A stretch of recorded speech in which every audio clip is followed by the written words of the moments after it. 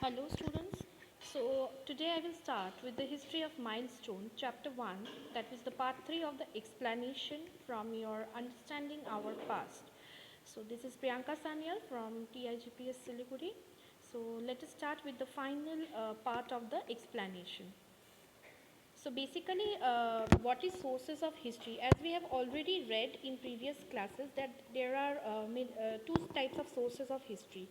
So right now we also know that there are basically two types of sources of history, that is literary and archaeological sources. Now, historians use these sources or evidence to write clues to write history. Now, for the clues to write history, basically, what is literary source now?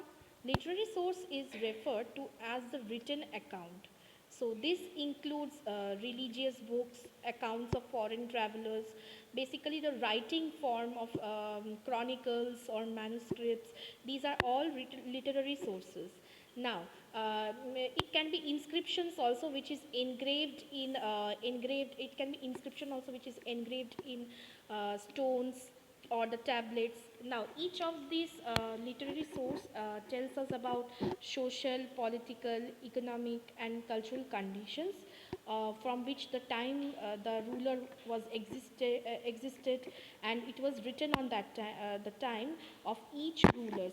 So this literary sources basically tells us about the religious, the social, the political, what religious, that what type of religious preaching was there, even political background of each and every rulers who were ruling on a particular Indian subcontinent. So these are all literary sources. Several literary sources from ancient scripts were written scripts. So ancient scripts are basically mostly literary source. So Harappans, for example, Harappans used a pictograph script. So pictograph script basically is a script which is written in a pictorial form, in a picture form. So these pictograph scripts are not at all yet deciphered or not at all yet solved by the historians. So next is archaeological sources. So this is basically the picture of manuscript which I was telling you about it's also a literary source. Now archaeological sources. Archaeological sources are objects from the past. So these could be ruins from buildings, pieces of pottery, tools or coins or jewelry, monuments, even the bones, the fossils are also archaeological sources. Now, these sources includes monuments, inscriptions also. Even inscriptions, as I told you, these are engraved written form in a stone or a tablet form. So this also falls under the category of archaeological source. Now, next, archaeological source objects are usually found in excavation sites, and experts known as archaeologists, they study these objects. So, archaeological sources are studied by archaeologists, and basically historians use these literary sources. Now, the sources of history, you can see the archaeological sources, that is coins, your pictorial this inscriptions, now monuments, pottery. So these are the sources of archaeological sources which I told you about. Now here is a picture of the archaeologist. As you can see in the figure that he is researching on this particular bone. So you can see how the archaeologists study this each and every bone. So this is the main of archaeological sources. Now, use of historical sources. Basically, what is the use of this literary and archaeological sources?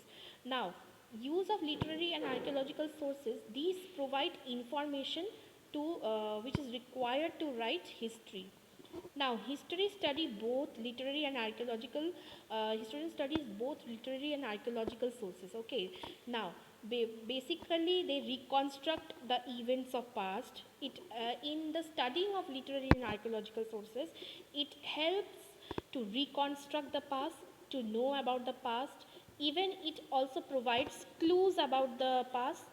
Now, history is a systematic study of past events by the historians. Now, Even the historians also study these sources because it tells us about the history. It is a systematic study.